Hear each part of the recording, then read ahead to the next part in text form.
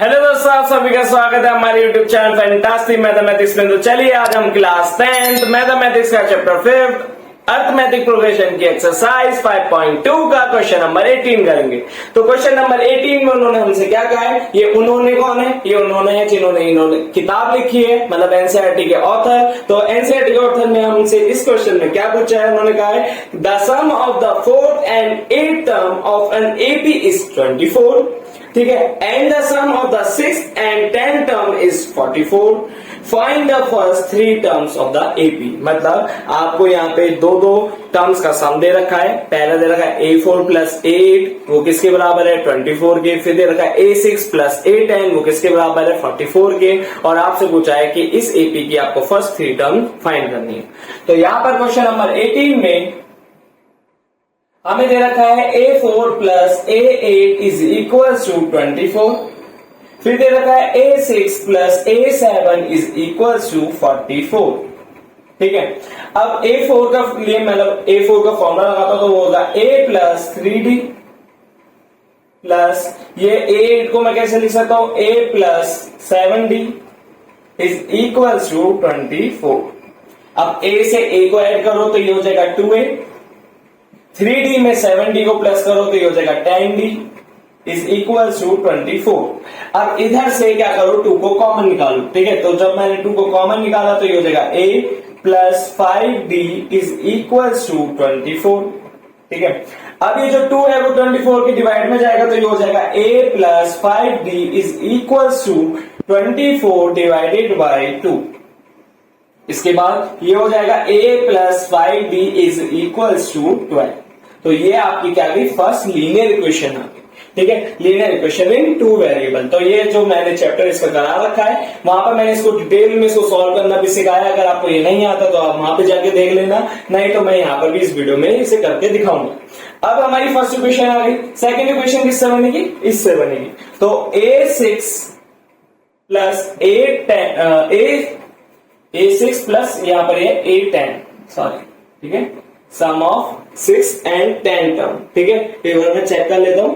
तो यहाँ पर है A, हाँ ठीक है, A6 प्लस A10।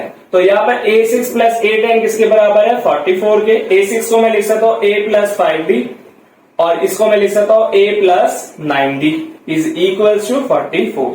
अब यहाँ पर ये जो A है वो फर्स्ट टर्म होती है, इसलिए मैंने A1 नहीं लिखा, A लिख दिया, ठीक है। तो यहाँ पर A प्लस A क्या होगा 2A और ये 9 प्लस 5 क्या होगा 14D इज इक्वल टू 44। इन दोनों में से 2 कॉमन निकाल लो, ठीक है। तो A plus 7D is equal to 44। अब ये क्या होगा 44 की डिवाइड में 2 चला जाएगा तो A plus 7D is equal to 44 divided by 2। तो A plus 7D is equal to 22। ये आ गई आपकी सेकंड वाली इक्वेशन। अब ये जो फर्स्ट इक्वेशन है सेकंड इक्वेशन है, इससे हमें A और D की वैल्यू मिलेगी, ठीक है। आप इसको एलिमिनेशन से भी सॉल्व कर सकते हो और आप इसे सब्स्टिट्यूट से भी सॉल्व कर सकते हो। तो यहां पर मैं इसको करता हूं एलिमिनेशन मेथड से सॉल्व। तो पहली वाली इक्वेशन है आपकी A plus 5D is equal to 12 और सेकेंड वाली इक्वेशन है आपकी A plus 7D is equal to 22। अब एलिमिनेशन मेथड में हम क्या करते थे कि जब अगर इन दोनों में से दोनों वेरिएबल डिफरेंट हो तो हम उसको सेम करते थे, पर यहाँ पर एक वेरिएबल सेम है तो बस हम क्या करेंगे, उसका साइन चेंज कर देंगे।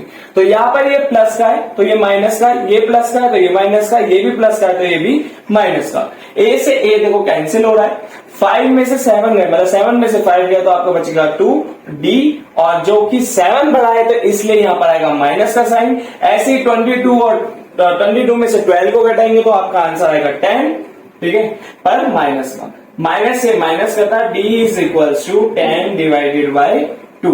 तो D is equal to 10 divided 2, तो यहां पर आया D की वैल्यू 5। एक बार जब D की वैल्यू आ गई, इसको आप फर्स्ट वाली इक्वेशन या सेकेंड वाली इक्वेशन में पुट करना, वहां से आएगी A की वैल्यू। तो यहां पर मैं पुट करता हूं तो A plus 5 into 5 is equal to 12। तो ये हो जाएगा A प्लस 5 इंटू 5 क्या होता है 25, ठीक है, 5 5 जा 25 इज इक्वल टू 12। ये इधर जाएगा तो ये हो जाएगा A is equal to 12 minus 25, answer is minus का 13।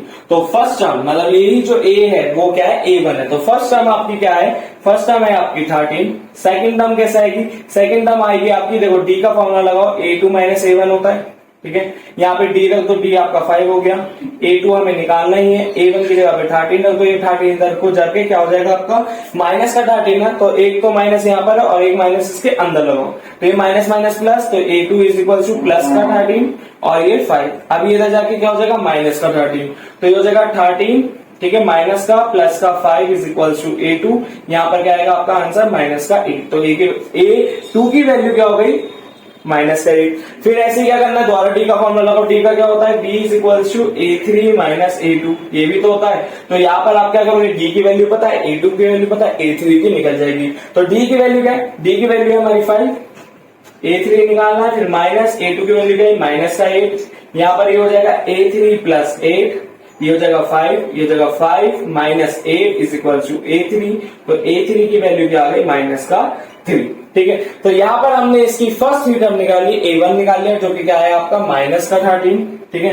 a2 क्या है आपका, a2 आया हमारा माइनस का 8 और a3 क्या है हमारा माइनस का 3। तो यहाँ पर हमारा क्वेश्चन नंबर 18 जो है वो हो जाता है सॉल्व। तो होप आपको हमारी वीडियो समझ आई होगी। अगर आपको हमारी वीडियो समझ आए तो प्लीज हमारी वीडियो को लाइक करें, हमारे चैनल को सब्सक्राइब करें और अपने दोस्तों को जरूर शेयर कर दें। और अगर आपको कोई डाउट हो तो प्लीज कमेंट करके पूछे। Thanks for watching.